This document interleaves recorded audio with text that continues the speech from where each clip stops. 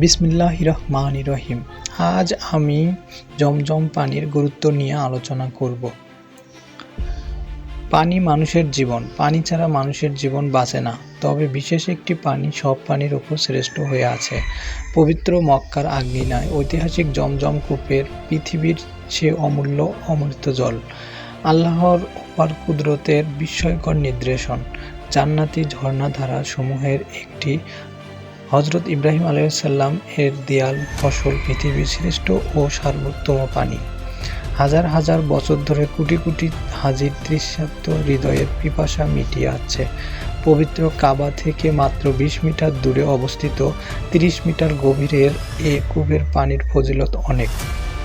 নবীজি সাল্লাল্লাহু আলাইহি সাল্লাম বলেছেন, ভূপৃষ্ঠের শ্রেষ্ঠ পানি জমজম। এতে রয়েছে খাদ্যর বৈশিষ্ট্য ও রোগ থেকে মুক্তি। আল জামুজ কাবির 1165।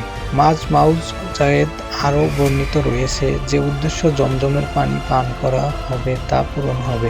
যদি তুমি রোগ মুক্তির জন্য তা পান করো, আল্লাহ তোমাকে সুস্থ করে দেবেন। যুগে যুগে অসংখ্য আল্লাহর বান্দা শুধু জমজমের পানি পান করেই দিনের পর দিন কাটিয়েছেন, কারণ এতে রয়েছে খাদ্য শক্তি। ইমাম ইবনুল কাইয়িম রাদিয়াল্লাহু আনহু বলেন, আমি এমন মানুষও দেখেছি যিনি অর্ধ মাস কিংবা তারও বেশি সময় শুধু জমজমের পানি পান করেই কাটিয়েছেন, কখনো ক্ষুধা অনুভব করেননি। অন্যদের সঙ্গে খুব স্বাভাবিকভাবেই তাওয়াফ করতেন।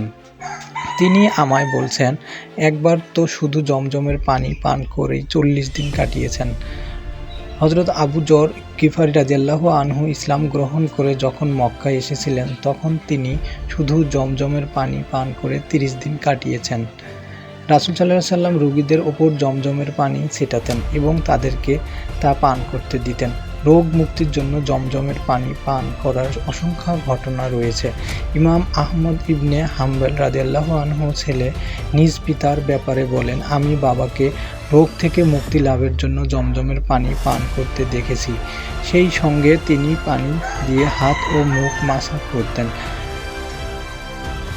ইবনুল কাইয়িম রাদিয়াল্লাহু আনহু বলেন, আমি জমজমের পানি ব্যবহার করে অনেক রোগ থেকে মুক্তি হয়েছি।